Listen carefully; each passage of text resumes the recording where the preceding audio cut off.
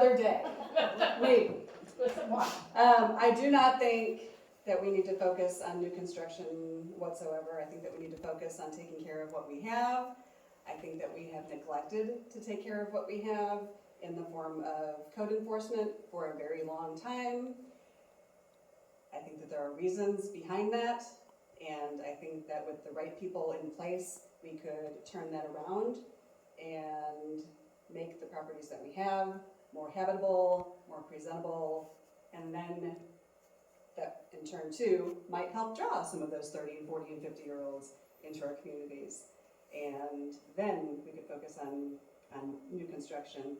Although I would say, as far as this goes to the conversation we had brainstorming Friday night, I don't know how much new commercial construction we need given the number of vacant properties that we already have. Before you, wait 1 second. Talking about that, when we were having the meeting the other night in the town hall meeting, it was an interesting fact that somebody had said, look at all the empty storefronts. But the interesting discussion part of that was that we actually have more storefronts now than ever before. There used to be only storefronts on Main Street and Front Street, which is, for some of you, 160. Then what happened is we had some other buildings come in, which then took the commercial from those areas to a different shopping center. So here's the biggest question of all, and this is where it gets kind of difficult. So if we have a limited budget and limited volunteers, how would you plan to implement to try to get the buildings rehabbed with what we have today? Because remember, if you took on a job and your job is police officers or fire department, are you going to be the one that steps up and says, I will take on that extra responsibility? Good question, right?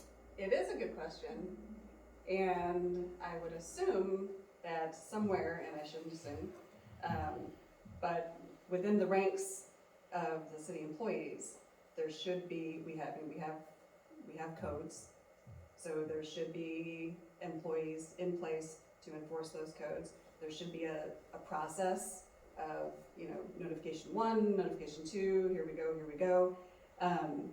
If citizens, business owners find themselves in financial straits, we could assist them in finding grants if they're out there, or small business loans. I don't know the exact answer to it. But being the alderman over a certain department, I would want kind of like a tracking sheet, so to speak, to know what businesses or what residential properties are being in contact with and where we stand on each one of them. Thank you. Destin, I'll repeat the question. What's more important for our city right now, building new homes and commercial space, or rehabbing, expanding, better utilizing our existing homes and storefronts? I know you. Well, I think to get people to move here and build homes, they have to want to live here. So with just rehabbing and just cleaning up everything, and I think with the current city, if you want to be a leader, you need to lead by example. I mean, I'm in the DOD with the military and everything, so I live and die by an SOP, which I could consider the codes of Forsyth an SOP, and there's codes in place to take care of this. But if it takes me driving around, and because there's a street over here in Ward 2, can't remember what street it is, but right behind the car wash, there's a mattress laying there. If it takes me driving around just to grab the mattress to get it taken care of, that's what it takes, because people follow leaders. And I would hope the city employees, if they were driving around and they just see a bunch of trash, a piece of trash like that, to do that. I've seen interviews that the city administrator gets, what are they called? Community service workers. When you get in trouble and you got to go do community service. If we could get those and say, you're going to go on this street, we've got trash, let's pick those up. I would go out there and help them. I work a rotating shift schedule, so I do have a lot of time off. Like there's one time in my schedule I get 16 days off. Well, I do 6 nights in a row, and then I get an 8-hour day, which if you take vacation, the next week's an 8-hour day and 6 nights in a row. So I have that flexibility to where in those 16 days off, yes, I could drive around and pick the stuff up to get more community involvement. Like Shirley's wants to have the fundraiser down at Shadow Rock Park. You know, if a business can get community involvement because they had a tragedy to clean up the town, or just, I mean, just picking up the garbage. Even when Shadow Rock, all the water from Bull Shoals goes down, we could have something down there with the community, get community volunteers down there, you know, get it back to where everybody can utilize it, have a barbecue and things like that, and that would encourage more people to build here. I don't think we, since from my understanding, we don't have a building and zoning people committee or anything, so adding new commercial, I don't know how that would fit in the current city limits, so we'd have to focus on rehabbing what we have. And if it took power washing and painting the fronts, I mean, there's grants. I mean, if you talk to Tanco and say, hey, this is what we're doing, would you give me the product at cost if we just had to paint a storefront or something, you know? Businesses helping businesses and things like that. So if it takes me being in charge of a department taking on something else to get more community involvement and have people follow and come to those cleanups, I think that would be the ideal way to go about that. Thank you. Okay, I'll make you go first. Okay. That'd be Back to better. the light. Yeah, yeah. If you could change one thing in our zoning code, now, I understand, to be clear, Forsyth doesn't really have zoning. Hold on. There's no planning and zoning. There's no planning and zoning, but we have commercial areas and residential areas, but no actual rules to go with that. So I'm just kind of giving you the heads up on that, because they've talked about doing that. But if you could change one thing in our zoning code, what would it be and why? And the reason why I'm asking is because remember that ends up coming over onto personal property rights. And the idea that if you implement zoning codes, then you're also crossing over those personal property rights, if that makes sense. So I know you want to look it up so you can go Well, ahead. yeah, because we actually have something that says zoning, zoning code, so I just wanted to read it real quick. And well, Should Mike, okay, okay. one of the things that it does say, and since I do, you know, live and die by an SOP, it says the Board of Aldermen pursuant to the authority of section 89.080 shall appoint a Board of Adjustment, which shall consist of 5 members who shall be freeholders of the city of Forsyth and Taney County, Missouri. The membership of the board so appointed shall serve respectively 1 for 1 year, 1 for 2 years, 1 for 3 years, and 1 for 4 years, and 1 for 5 years. Therefore, the members shall be appointed to a 5-year term each. I think if you got community involvement, you could bring that back, so like Well, hold on. it would, I'm going to clarify real quick. Okay. So they're talking about a board of adjustment. And so if you live inside the city limits, the same as the county, if the city comes along and says your building's worth $1 million, but you thought it was worth $100, that's when the board of adjustments meet, and you go in front of the board to negotiate why you believe your property is of some value or not. They have the same thing on county. I did ask, because somebody asked me that question, so I asked Angela, and they haven't met in like over 5 years, but they do have a board of adjustment. It has to come under the zoning rule, but that doesn't mean we have zoning. Thank you. Just board of adjustment has to be under that heading okay. for city stuff. Okay, does that make Gotcha. sense? So then we go back to the idea, if you could change one thing in our zoning code, what would it be and why? As far as, Since we don't have since we one, don't have one. you may choose to not have one, you may choose to have one, and there'd be reasons why or why not. Are you talking about possibly changing commercial areas versus that?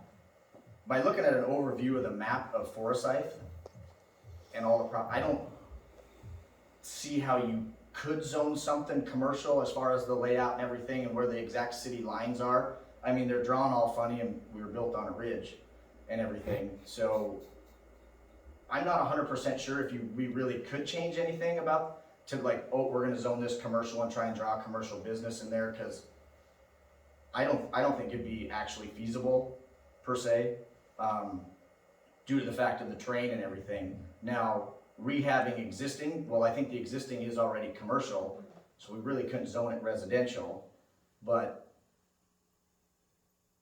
I don't know, I'd have to do more research on that, but as far as like rezoning, taking away like residential, I don't think we could, based on how Forsyth is laid out. Thank you. Do you want me to repeat the question for you, or you think you got I it? think I've got it. I Okay. don't think my answer's gonna be very long. Okay, I like the idea that if you pay residential property taxes, that you're zoned residential, and if you pay commercial, it's commercial. We had a scare up in our neighborhood, up in Skyline Hills, when I sold a vacant lot that I had, and somebody came in and started doing something really wonky, and some of the more established ladies in the neighborhood were all, "What are you building? What are you doing?" "I'm putting in a mechanic shop." Like he was going to service vehicles in our neighborhood. And there's nothing on the books that would stop that from happening whatsoever. So I would definitely be interested in looking at securities for our established neighborhoods to where that could not happen. And of course, there would be some residential places in town that are grandfathered in. But residential is residential, commercial is commercial. That's that. thank you. Okay, how do you plan to involve residents in the decision-making in our town? Well, we definitely need to increase communications to them when there are decisions that need to be made. I was walking, canvassing this weekend door to door, and there are so many wonderful people in this town. There really are. They opened their doors to me, come on, sit down. Some of them wanted to talk for a really long time, and that's fine. It's fine, really, it's fine. But I would not be opposed to increasing communications in that way for a short while, just to let people know for sure when our meetings are, if there's something huge coming up. I don't know if the city ever puts anything out in the newspapers. I don't know how many people read the newspapers. There are, we've got the text messaging now. Could we attach a survey to it to say how do you want your communications received and tally it up that way? It's extremely difficult to get people involved even when they do know what's going on. Thank you all for coming, by the way. Thanks for leading the way, Charlie. Thank you. Appreciate it. Appreciate it. I tried for several months to get somebody to be where I am right now, and there wasn't no bites. No bites at all. The incumbents that are, no, not Larry. Larry's only been there for 3 years. Altus, 20 years? I don't know. I asked. 2004. 2004. Okay. And the entire time, every election, every 2 years, uncontested. She's never had anybody run against her. I do not believe that Mr. Baker has ever had anybody run against him. The only other, this is an anomaly. So the only other contested race for alderman that I'm aware of was when I was on in 2012, and they did not like what I had done, taking them through the city audit, and they found somebody to run against me. So, yes, people like to get on social media with that platform anymore and complain, but to get them in here or on the streets, it doesn't happen, for the most part. So whatever we decide needs undertaking, we know that we're the ones that are going to have to do it, and if we can keep the people informed, and maybe one of those things will be of interest to somebody, and then that person gets roped in, and then maybe in several years it'll be a contagion, and we have but I don't know. I don't know how to get people more involved other than to educate and persist. Thank you. So, and I actually said this, which I even got fancy cardstock, sorry I grabbed the wrong paper, but I want to give people a blank piece of paper and basically ask them, what do you wanna do? Give me something you wanna see. Let's talk about this. If they don't wanna come and talk at the meeting, a box somewhere and just say, drop a thing in there. I'll read them. Give me don't just say, I want this.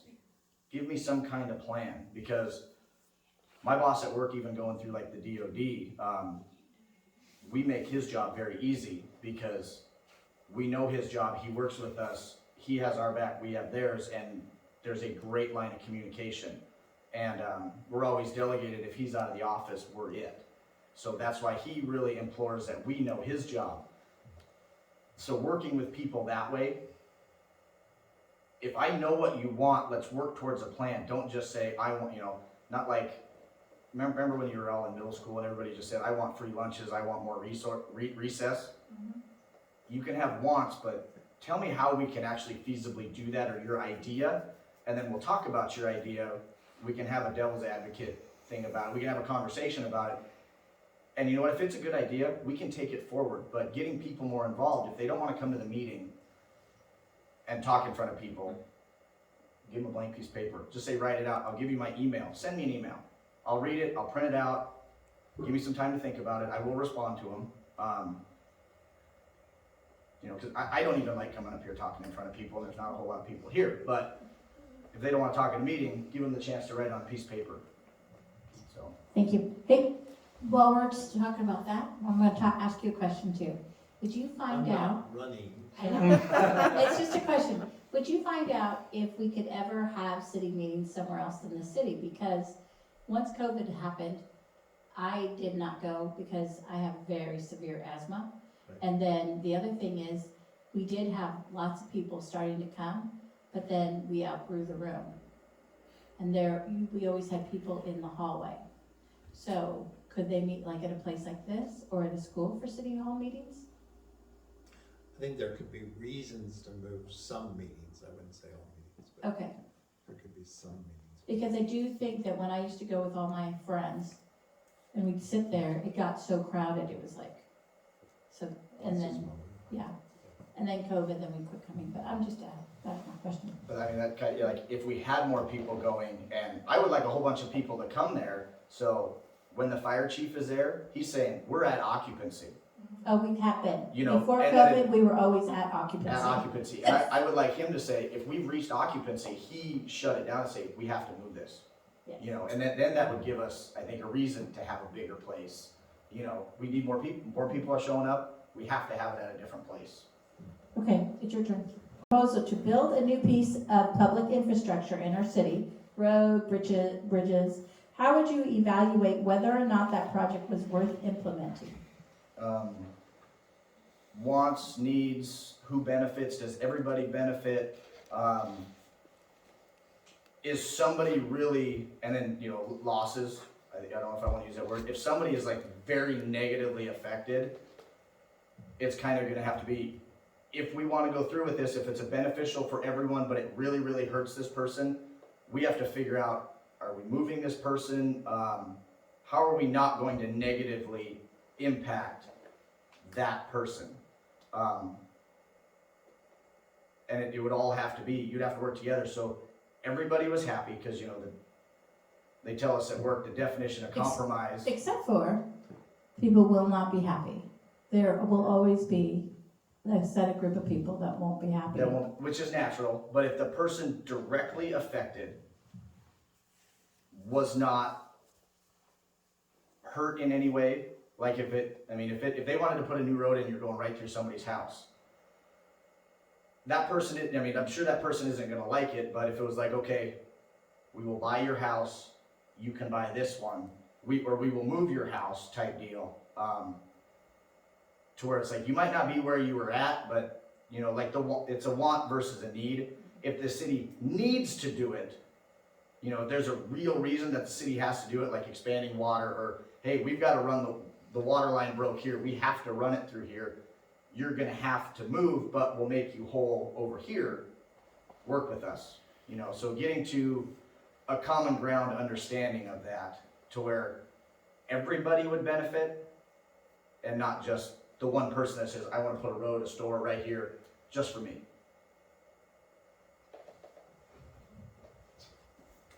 I I like that you brought up the negative impact thing, because there was a large apartment complex that went in, and in my walks the other day, I met with some of the folks that are on the back side of that first building that was built, and they were flabbergasted at the outcome of it. So number one, is it justified? What's the reason? Is it going to benefit the majority of the people? Is there a traffic study that can justify it? And then communication with the people, explaining to them what the need is for it, how it's going to benefit the community, maybe even them, even if they're, angsty about it, long run, big picture for them. But the communication thing is the biggest deal, and the justification for it. I'll give you a little history on the apartments. A couple years ago, there was a study done, and one of the things that the area needed the most was workforce housing. It was very important. We do have people that complain that we have a lot of J1s, which is international people coming from across the seas to come here and work. They have U.S. passports, so it's like Costa Rica. I always forget the places that they get them from. But so in the study, that was very important that we did not have enough apartments for the people in the area to even live. That's why sometimes they're living in places that are below, say, not up to some of our living standards. So we really needed inhabitable living. And so after the study was done, Forsyth was on the list that actually needed apartments done. The area had already been zoned for residential, but houses. And so I think, unfortunately, for the people that live there, there wasn't another place to actually put it that would have been cost effective in order to keep the price down so that you could have affordable housing. So I do see that the communication wasn't as fitted as well. And a lot of times when they're building apartments and things like that, they're looking at topograph and how the roads lay and everything. So sometimes maybe it could have cost more to move the apartments, maybe further in instead of further back.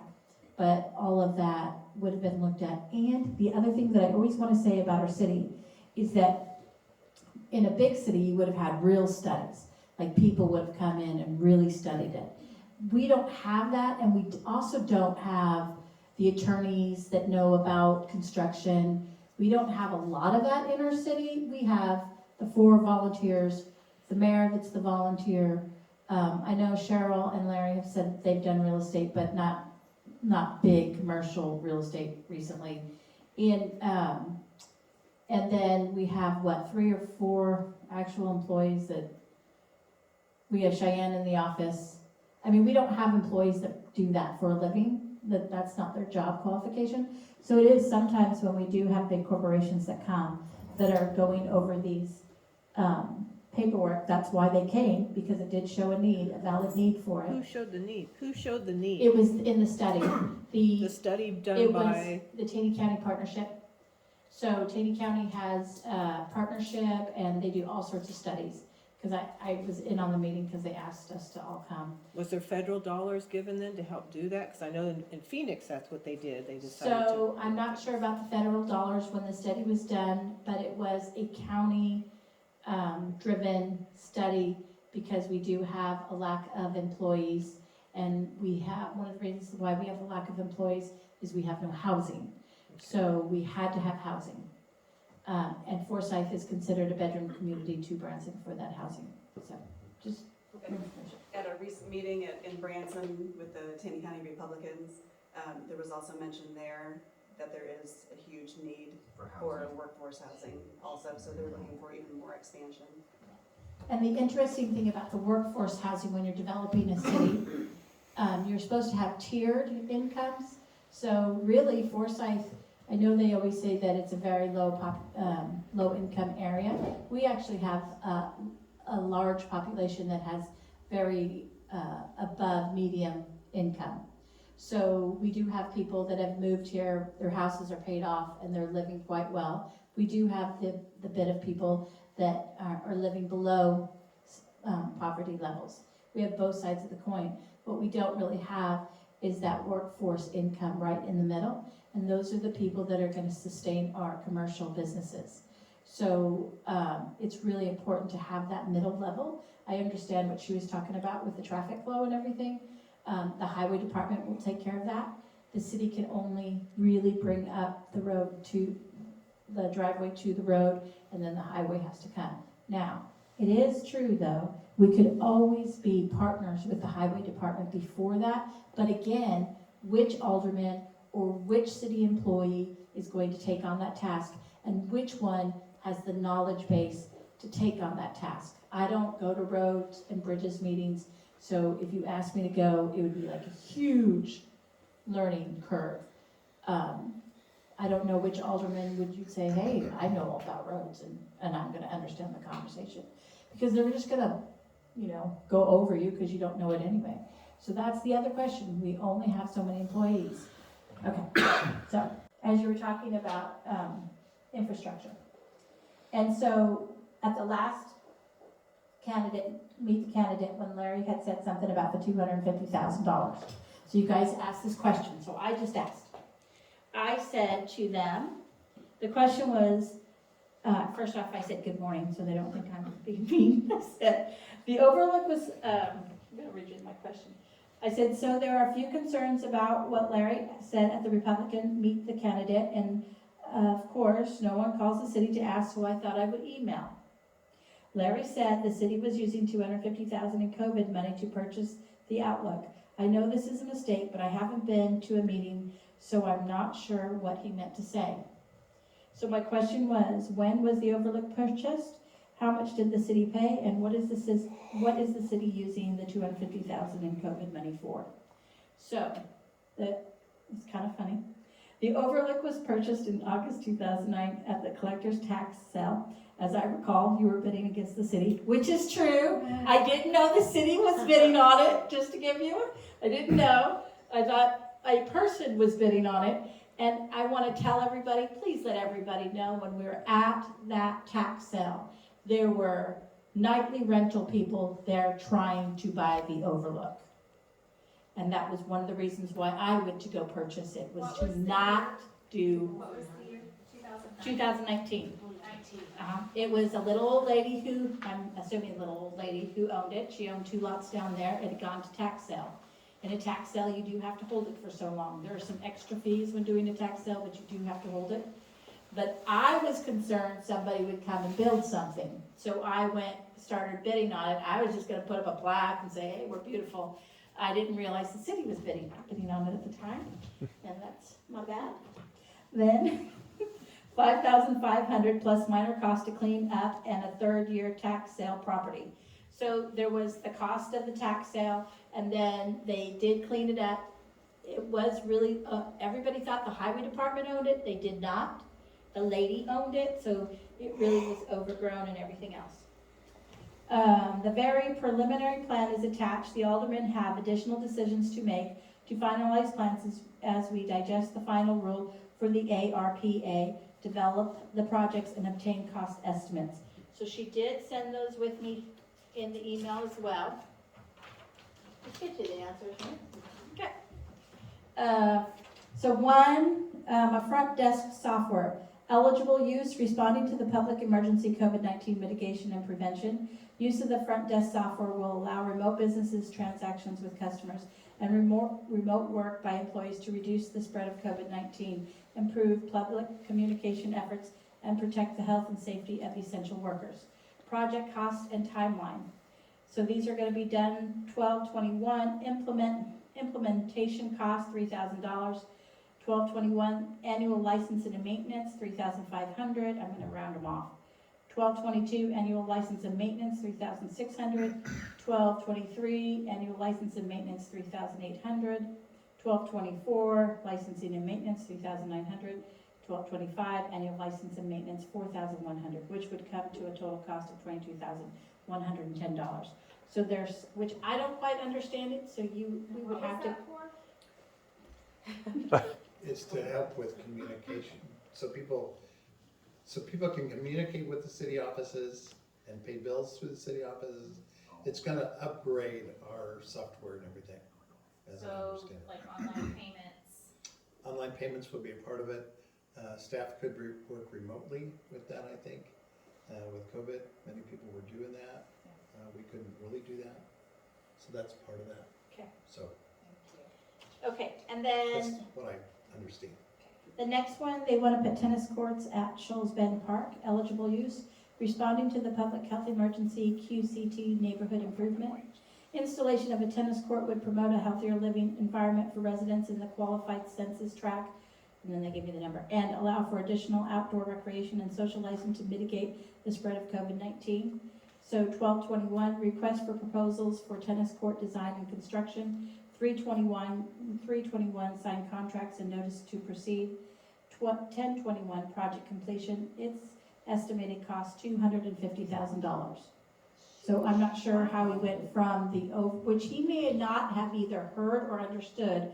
We were talking about the overlook, when in reality, because $250,000, that would make sense why he said the overlook, but it was really for the tennis courts at Shoals Bend Park. So the tennis courts cost $250,000?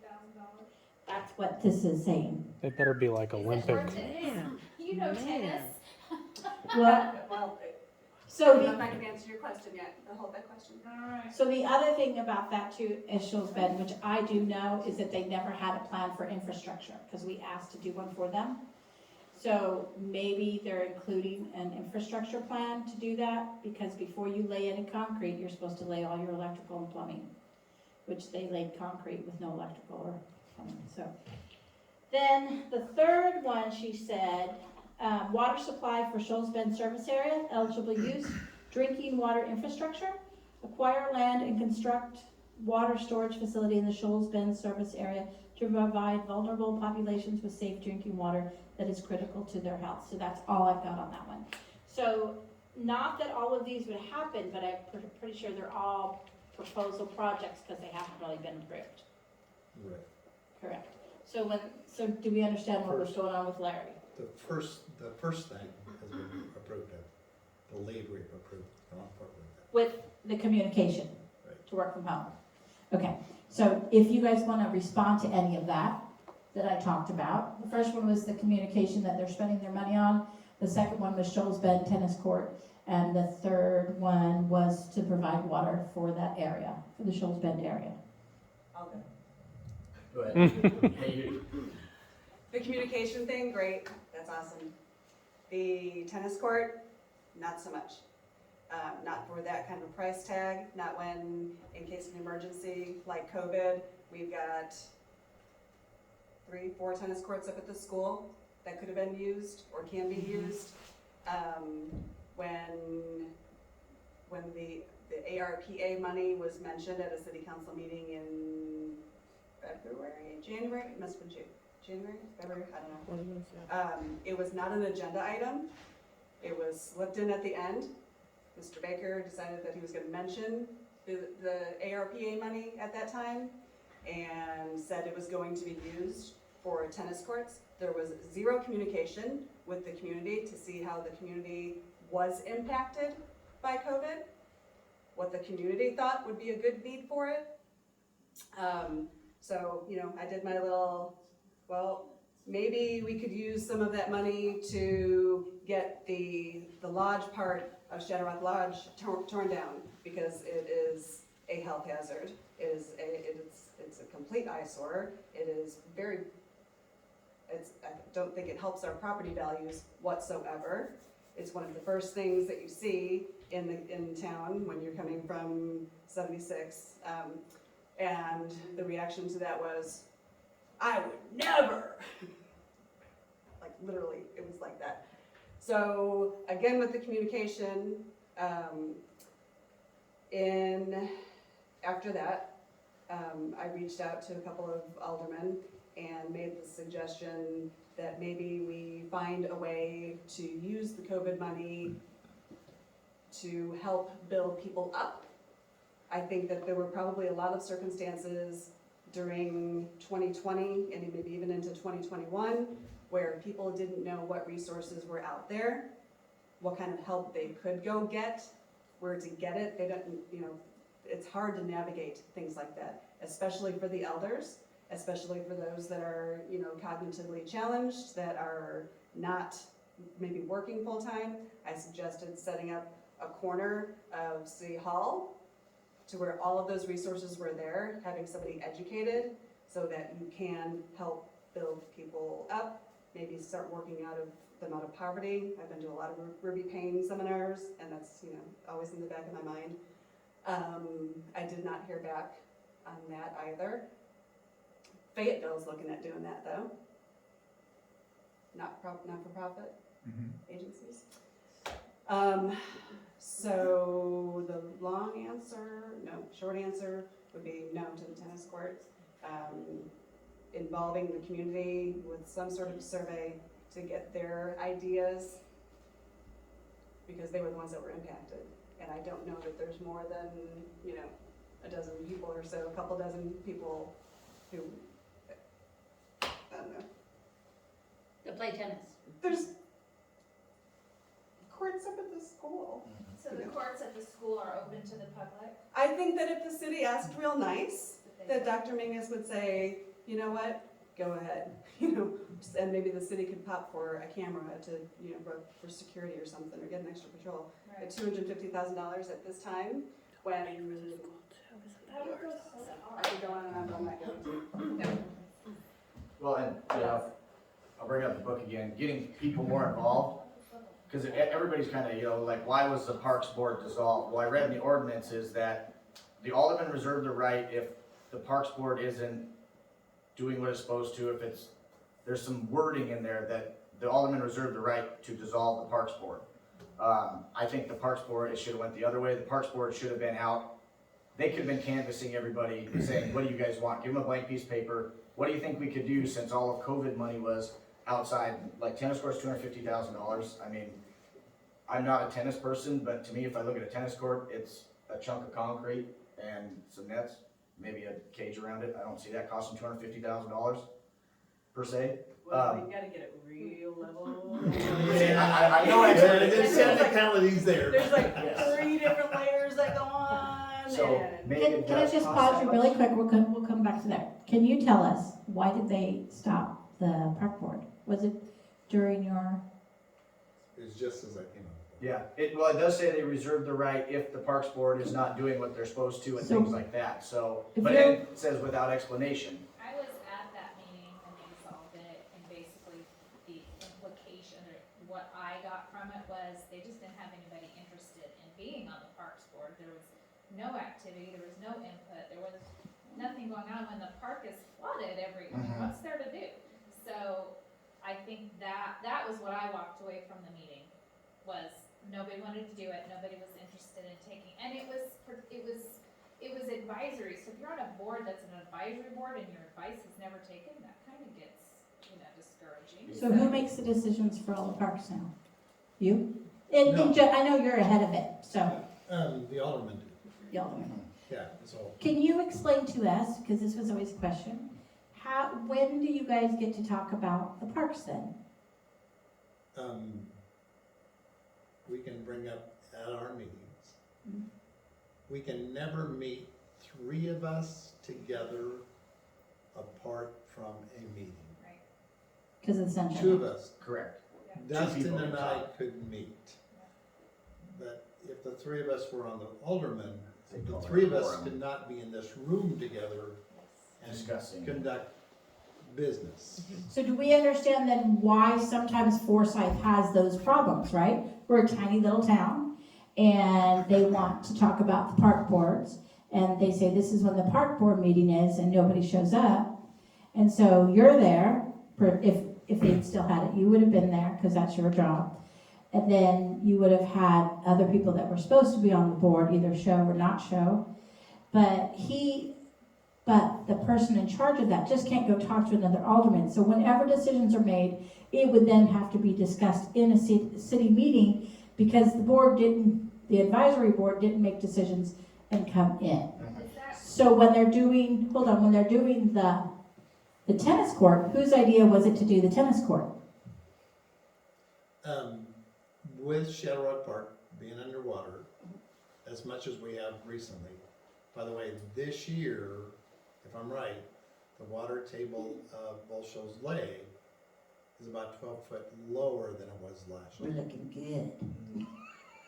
approximately.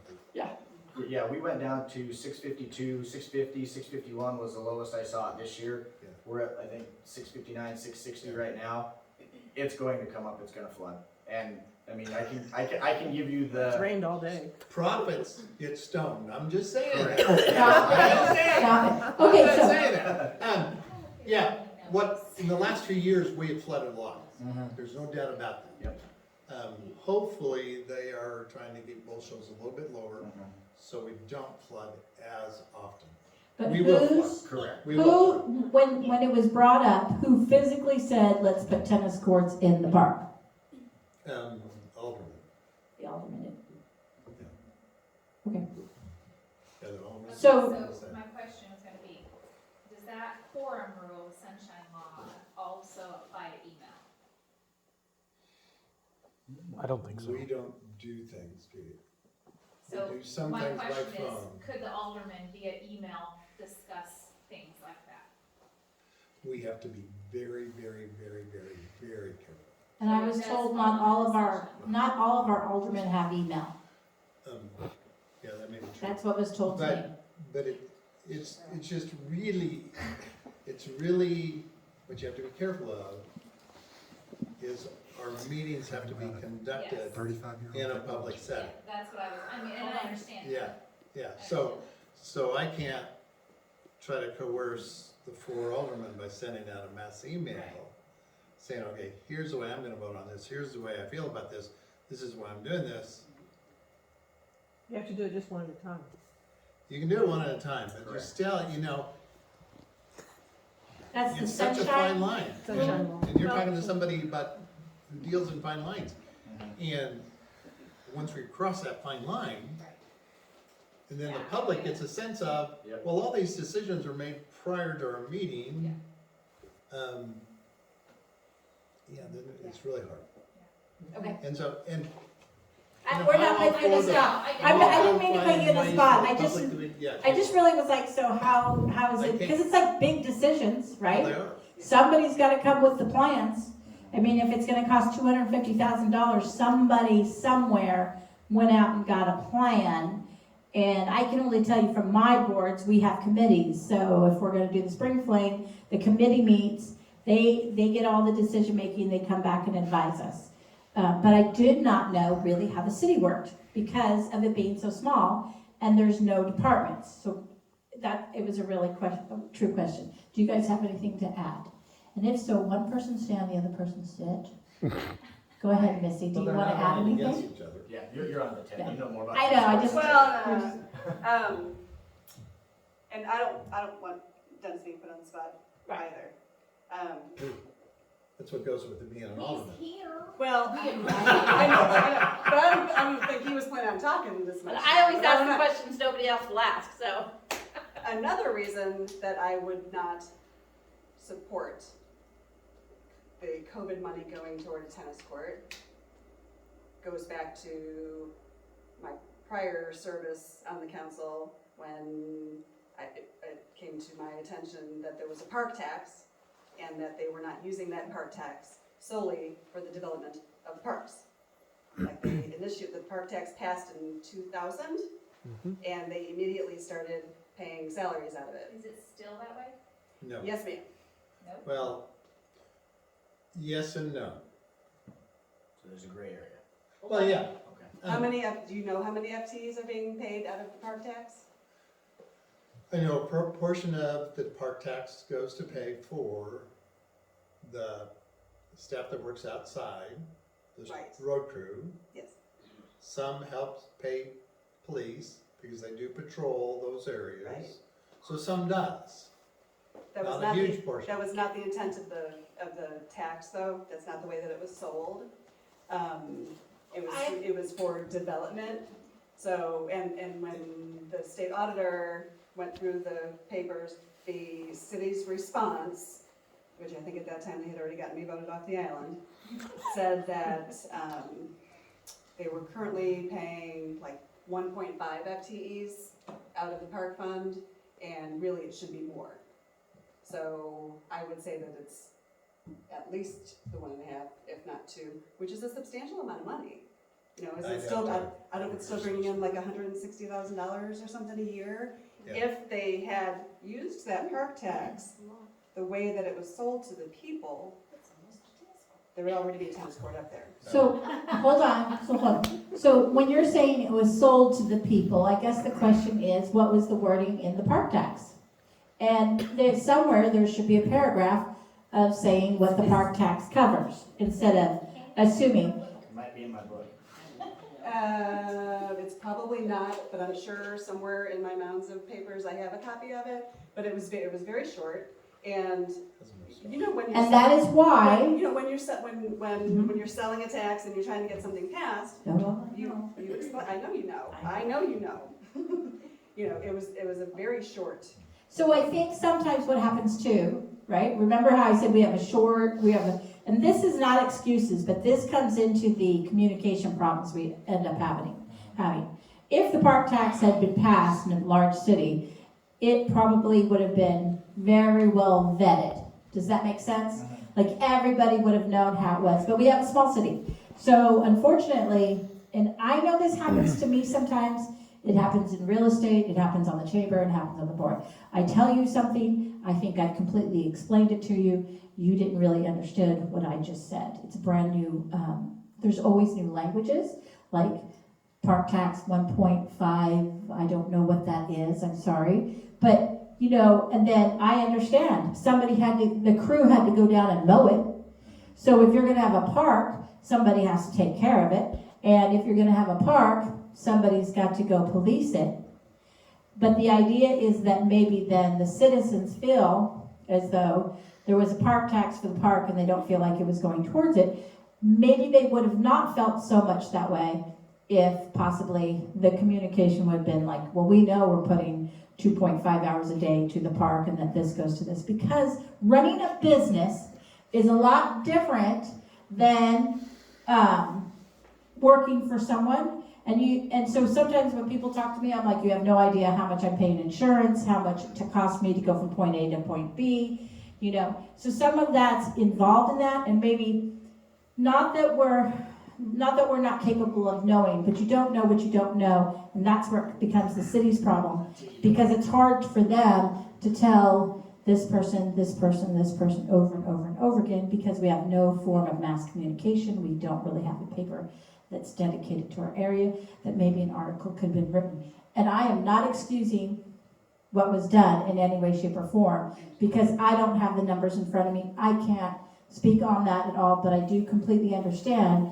that when you believe that when it was sold to technically go for swing sets and Park development. park Was development. part of the verbiage. Yeah.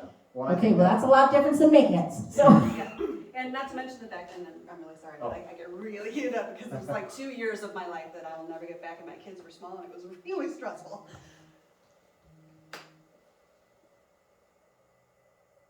We already had Shutterack Park. We already had the trail down by the dam. We already had the trail behind the Boys and Girls Club. So that maintenance was already being taken care of. There was nothing going on up at Shoals Bend. Wouldn't that included policing, because it's within city limits, so why is policing Right. within that budget also? Right. Well, So they I- did But not- sometimes- I say it is, I can't say emphatically I'm it just is. saying, I just No, wanted it to is. say that. It is. Yeah. it was And the fine. city doesn't really maintain the park by the Boys and Girls Club. I know that because I go to meetings. Well, I think the whole COVID thing, if all we heard about was there's strict guidelines for how we spend the money, there's strict like this. When the board got those strict guidelines, if they could have just said, what do you guys read into this, and say, what do you think we could do? Give them a blank piece of paper, then we could go on them and say, okay, I mean, of course you're gonna have some, this doesn't qualify 100%. This one's like 60-40 if we tweak some language. Hey, this one would 100% qualify. And I don't know about this, but there's 80 acres-ish, roughly, since we're talking about Shoals Bend, in that Shoals Bend area that's being used as a dump. I mean, if you wanted to go with you could build it, I mean, if people can't use the Shadow Rock, or the trail down by Bull Shoals to Shadow Rock, if we built a trail up there. Cause I mean, I'm sure if you get, getting the 30, 40, 50-year-olds involved again, I would know if we said, hey, let's go mark out a trail, you give somebody a skid steer and stuff and just say, hey, drive and knock down some trees. Somebody's gonna come volunteer and have some fun. There's other things like this grant book. I read things in this, I'd probably have to ask somebody that's a lot smarter just to help me understand the verbiage for it. But in getting out and talking to people, like it was explained to me about, and I didn't understand it at the time, changing the flow of like Main Street, right? I didn't understand what that meant until I actually drove it and figured out what Main Street was. Because the Main Street by the other side of the jail where you go up that hill and do this? Well, when I finally drove it, I was like, That's Cooper. Cooper? That's Cooper. I was like, driving up there, there's a stop sign for me, but not this. I'm like, if you wanted to make this easier to go, make the people on the side stop, So talking to people in the public about improvements and their ideas and then going and looking at them, because when I first heard that, I'm like, okay, it makes sense, but I gotta go see this. I gotta go drive this. And then I drove it and I'm like, this makes total sense. Moving one stop sign. So engaging with the public, getting their ideas on a blank piece of paper. There's a lot of experts, there's a lot of great people in the community that have ideas, and I think that over the years, those ideas have just, we don't want to hear them anymore. And I think that needs to come back. Okay, thank you. This was from someone from the public, and they wanted to know, why do you want to be an alderman? First, we need to. Paper, scissors, turn, isn't it? I want to see the town grow. I have a 12-year-old that's in 7th grade. My wife grew up in a town about this size. So during the summer, all the kids would work in town. They had a rec center in town. They had a golf course in town. She worked at a movie theater growing up. So to be able to go work by your friends, I mean, they had an adult oversight that kind of ran, handled the finances and whatnot, but the kids ran it. I know a lot of kids go work at the Recplex in Branson. There's probably a grant. I mean, grants can help start up, get it going, but they can't maintain it. If it would get like 3 high school kids doing something in this town, give them something, because she always talked about how much she liked that. I mean, I grew up in a town of about 30,000 people, so I worked on ranches and at a golf course.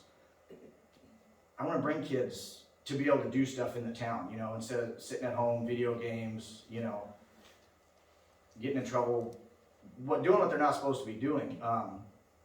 Develop a community center that the kids work at, an after-school program to where when I went to high school, I could get out at like noon or 2 o'clock to go to a work-study program.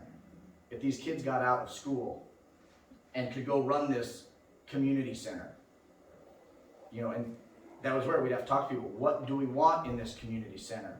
I have a vested interest.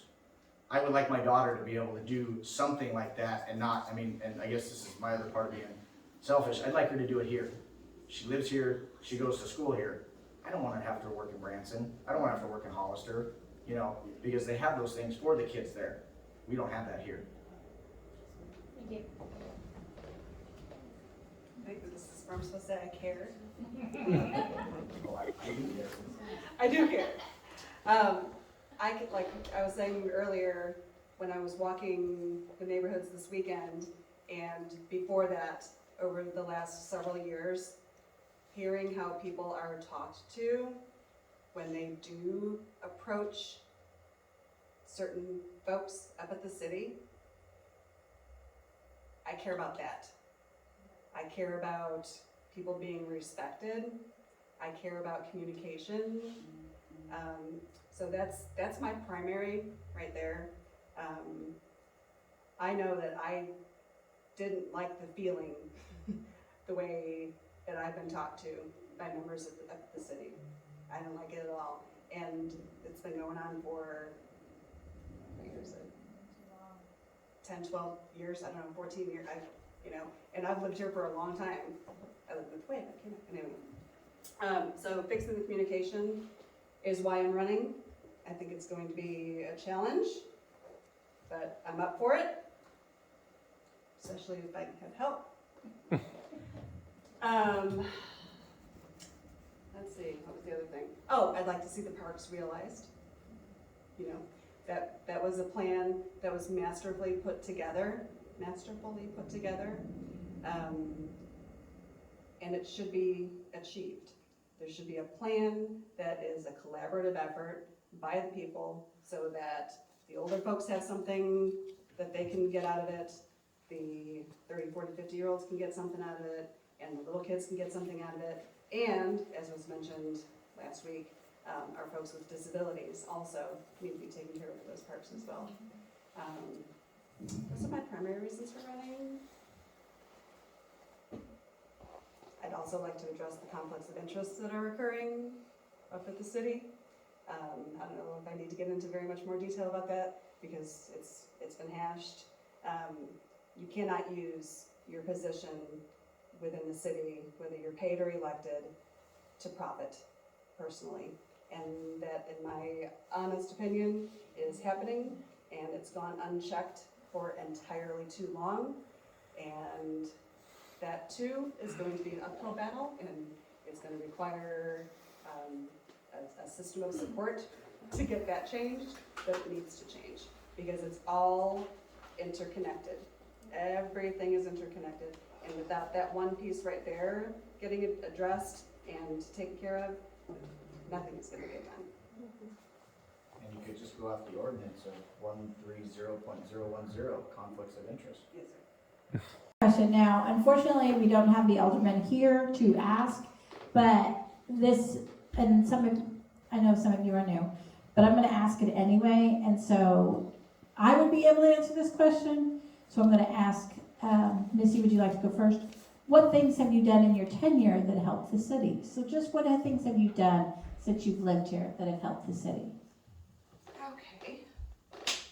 Well, aside from volunteering for 4 years on city council from 2008 to 2012, I also taught at the school for 14 years and had an environmental club there and lots of little after school activities with that, and student council, trying to raise some future leaders. We had Forsyth recognized as part of the Bee City USA thing, so had a collaborative effort with the school and the city to try to educate the community about the importance of pollinators because they are really important, because otherwise we would all starve to death. Bringing to light via other people the issue with the tax not being used appropriately so that we could build that recreation infrastructure. And then also raising the awareness of the fact that we can't have chickens, and there were so many people that wanted to have chickens, and petitioning the I don't know how many times I've petitioned now. We can't have chickens, but we should be able to have chickens, and so that let more people find their voice in the fact that they don't have a voice, if that makes sense. So some people would say that's a bad thing, some people say it's a good thing, I don't know. Some people, social media, they don't stop with their voices. Keyboard warriors. That. So bringing some of those issues to light. And I'll also say, I think this goes back to finding volunteers. The canvassing that I have done for various reasons, whether it be, the last time I was trying to run for office, or the chickens, or whatever, when you talk to people, some of them, people forget that there's a city government, and some of them, know things, and have really good questions, and then you're like, so, have you ever thought about running for city government? And you're like, well, no, not right now. And then you make a little asterisk, and then you follow up with them in a year or so and be like, hey, what you doing? You got free 4, 5, 6, 7, 8 hours a month that you can put in. So building up the networking also, I'll put that out there. Thank you. Yep. I transferred here about 1.5 years ago, so my biggest thing has just been networking. I mean, I don't know if I've done anything that is worth mentioning. I'd like to just look to the future. What can we do? my biggest things is finding out some of the needs of the people. I mean, of course, you find it on social media and people, is it a gripe or a grievance? Are you just griping or is it something we actually can fix?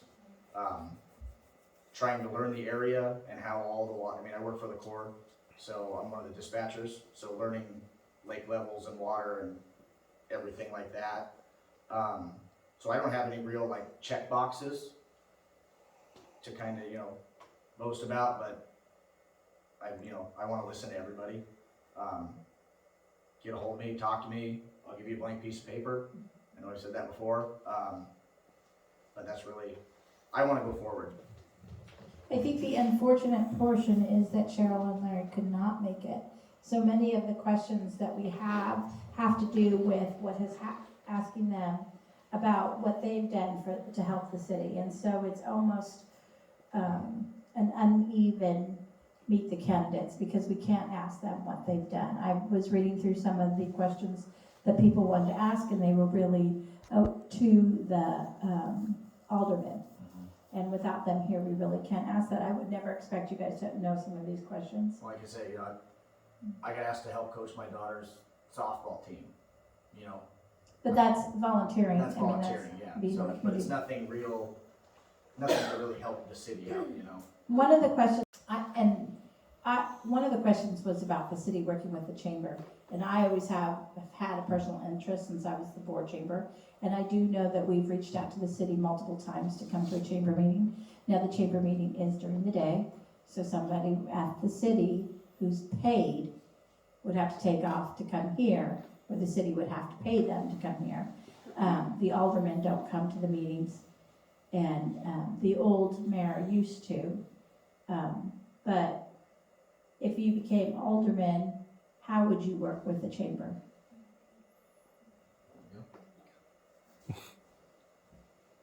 If I wasn't working, I would just attend the meeting just because I went to the chamber gala this year to meet some people. I went to their last luncheon at Owaka. Oh, wait, I'm sorry. You've come to our meetings recently, and I apologize. How soon they produce. So sorry. But go ahead. And I went to the one at there, just networking, trying to learn what other people are doing, meeting people in town, and really ask the businesses what their needs are. Can the city really help out a business, Oh, yes, they can. So, right there, I would have to be educated on how can I help you and then how can you help me type deal to make it a winning relationship, I don't like seeing businesses closed. Like, I was driving through on the route and I saw the Main Street Cafe closed. But it's reopening. It's reopening, but it closed. So I stopped into the chamber and I'm like, did these, because I didn't want to go into the license bureau and ask them. So I went and talked to the chamber, did those guys close? So she told me about it and I thought it was sad, but I don't know if there was anything as a city person could do to help them from closing, because if it's straight finances, I don't believe you can.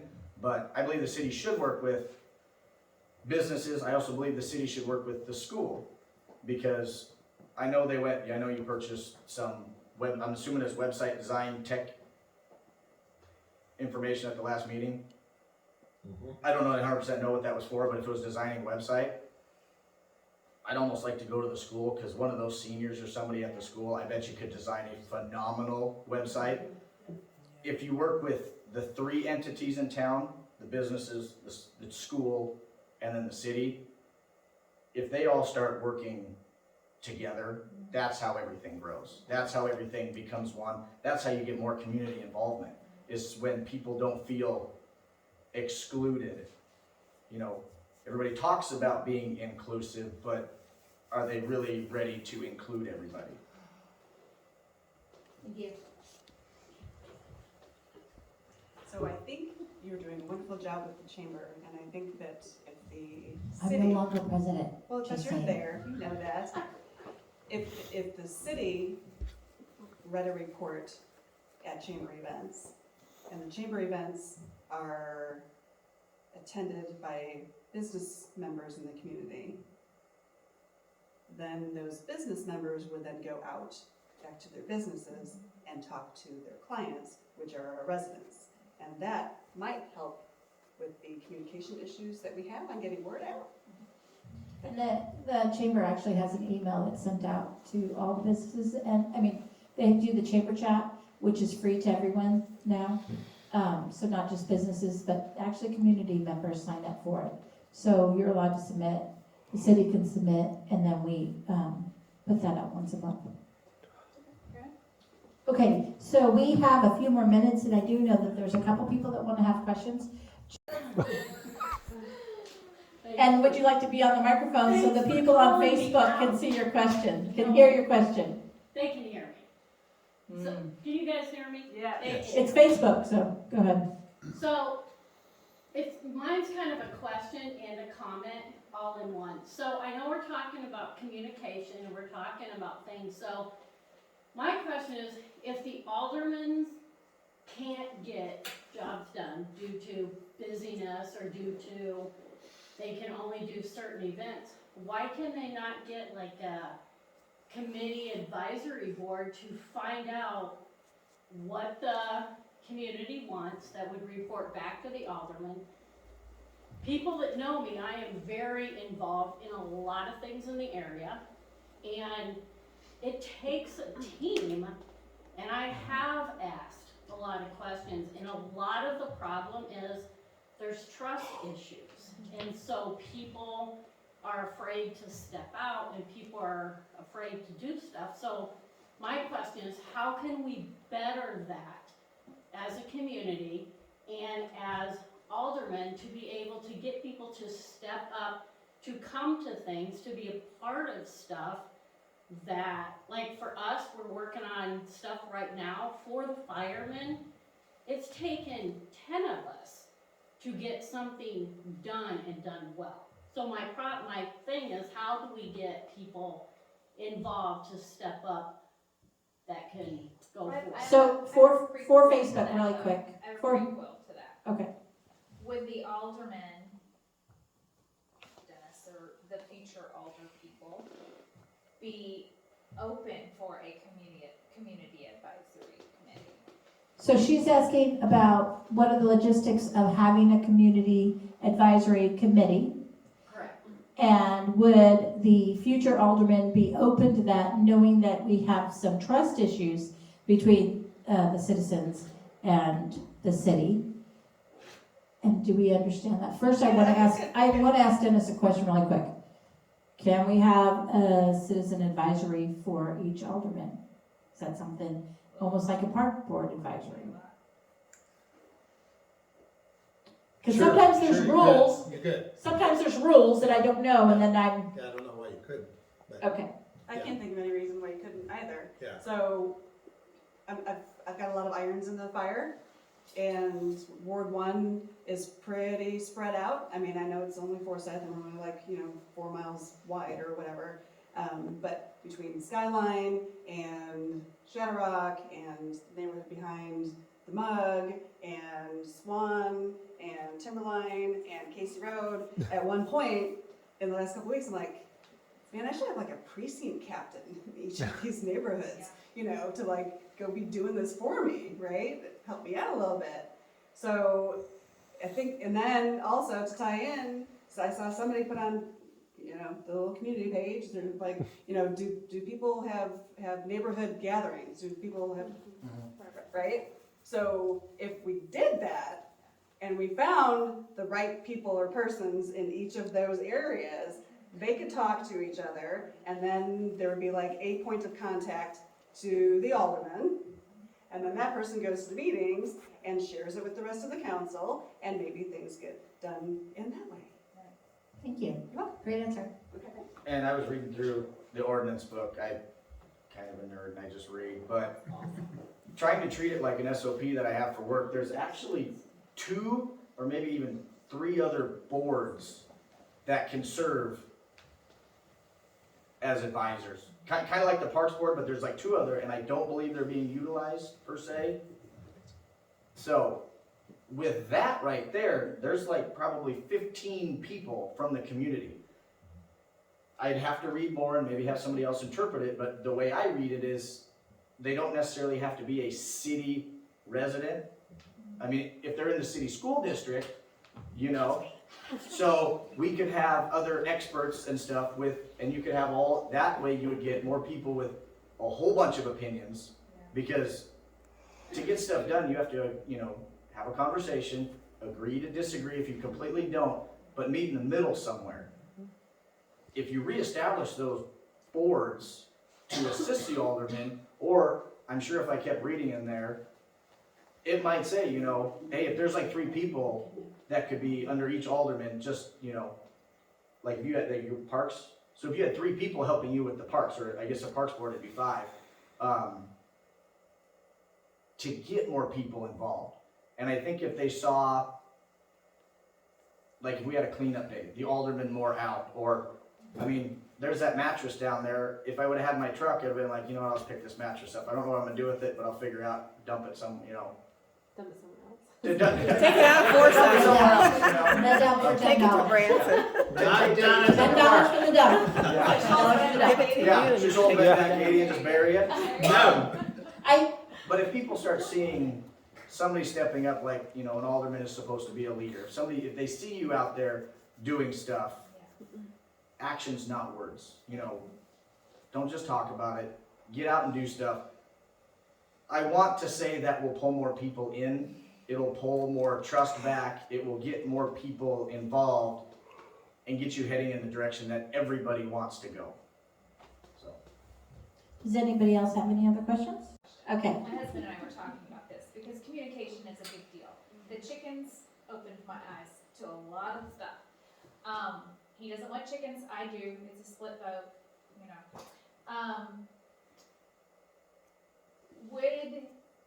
Would there be an avenue for, or the willingness to have,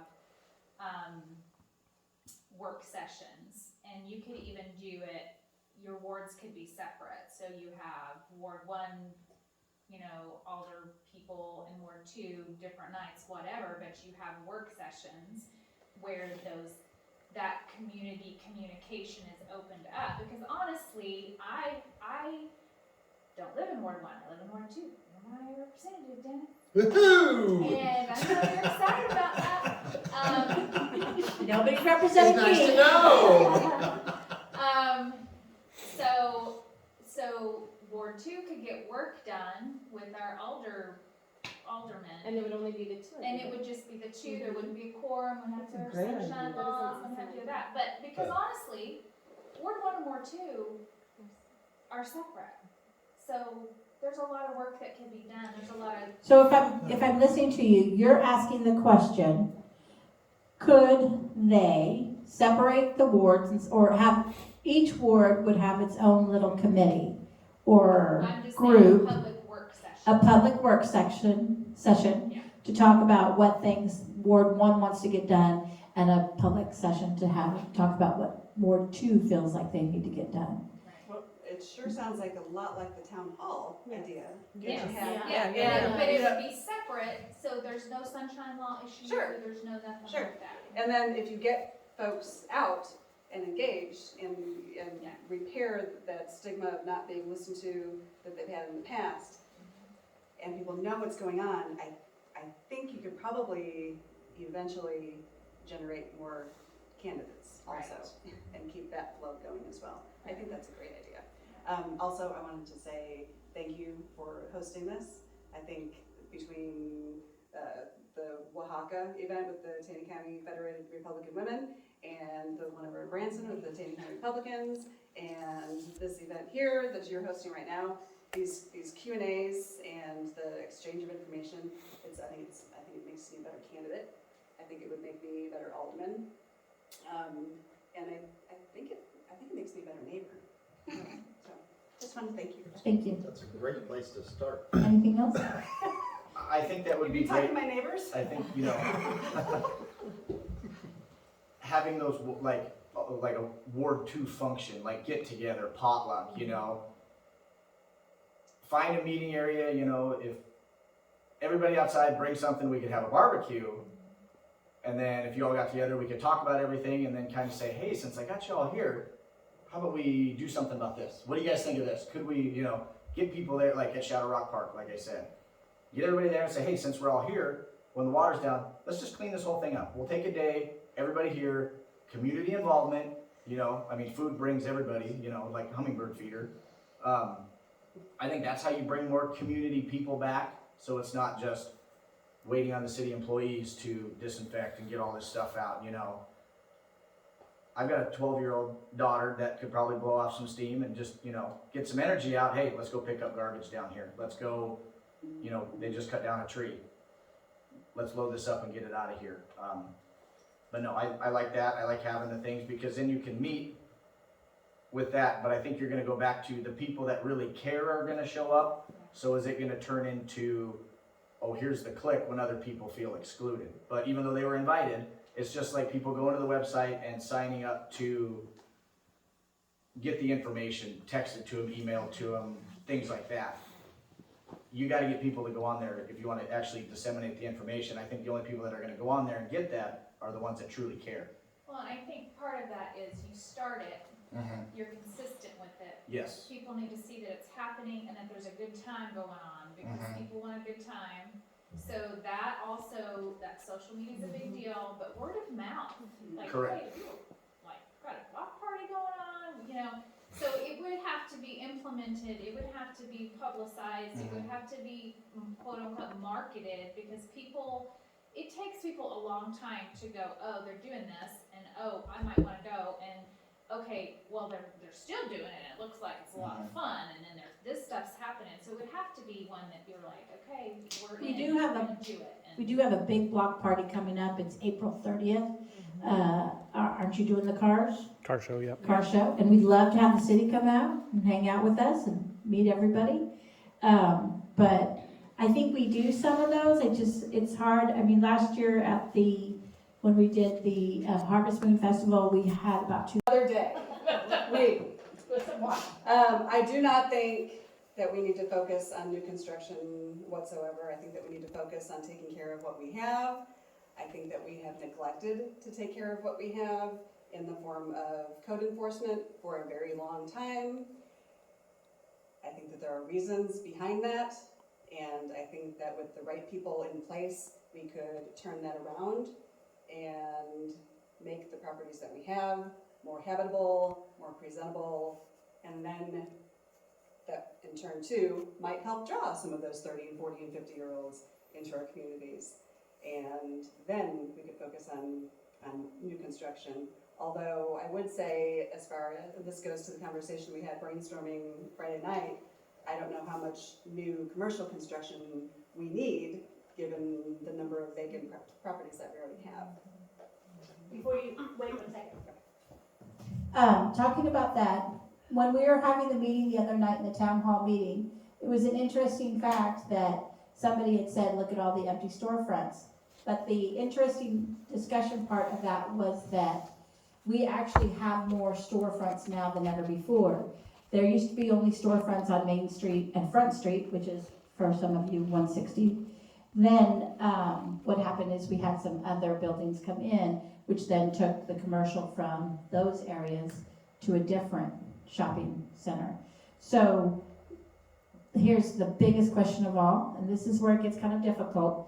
So if we have a limited budget and limited volunteers, how would you plan to implement to try to get the buildings rehabbed with what we have today? Because remember, if you took on a job and your job is police officers or fire department, are you going to be the one that steps up and says, I will take on that extra responsibility?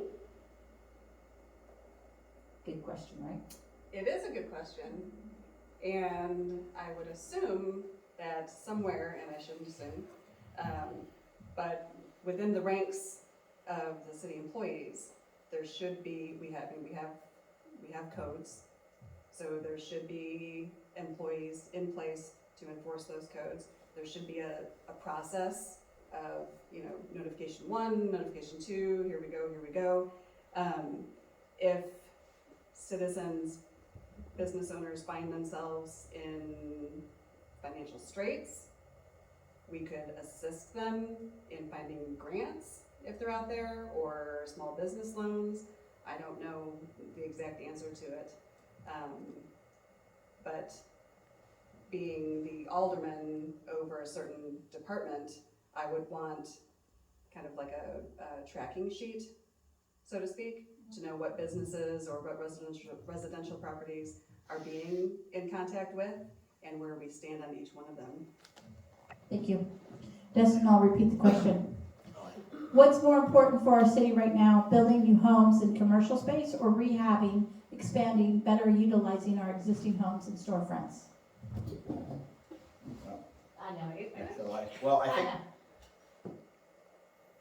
to get people to move here and build homes, they have to want to live here. So with just rehabbing and just cleaning up everything, and I think with the current city, you know, if you want to be a leader, you need to lead by example. I mean, I'm in the DOD with the military and everything, so I live and die by an SOP, which I could consider the codes of Forsyth and SOP, and there's codes in place to take care of this, but if it takes me driving around, and because there's a street over here in Ward 2, can't remember what street it is, but right behind the car wash, there's a mattress laying there. If it takes me driving around just to grab the mattress to get it taken care of, that's what it takes, because people follow leaders. And I would hope the city employees, if they were driving around and they just see a bunch of trash, you know, a piece of trash like that, to do that. I've seen interviews that the city administrator gets, what are they called? Community service workers. When you get in trouble and you gotta go do community service. If we could get those and say, you're gonna go on this street, we've got trash, let's pick those up. You know, I would go out there and help them. I work a rotating shift schedule, so I do have a lot of time off. Like there's one time in my schedule I get 16 days off. Well, I do 6 nights in a row, and then I get an 8-hour day, which if you take vacation, the next week's an 8-hour day and 6 nights in a row. So I have that flexibility to where in those 16 days off, yes, I could drive around and pick the stuff up to get more community involvement. Like Shirley's wants to have the fundraiser down at Shadow Rock Park. You know, if a business can get community involvement because they had a tragedy to clean up the town, or just picking up the garbage. Even when Shadow Rock, all the water from Bull Shoals goes down, we could have something down there with the community, get community volunteers down there, you know, get it back to where everybody can utilize it, have a barbecue and things like that, and that would encourage more people to build here. I don't think from my understanding, we don't have a building and zoning people committee or anything, so adding new commercial, I don't know how that would fit in the current city limits, so we'd have to focus on rehabbing what we have. And if it took power washing and painting the fronts, I mean, there's grants. I mean, if you talk to Tanco and say, hey, this is what we're doing, would you give me the product at cost if we just had to paint a storefront or something, you know? Businesses helping businesses and things like that. So if it takes me being in charge of a department taking on something else to get more community involvement and have people follow and come to those cleanups, I think that would be the ideal way to go about that. Thank you.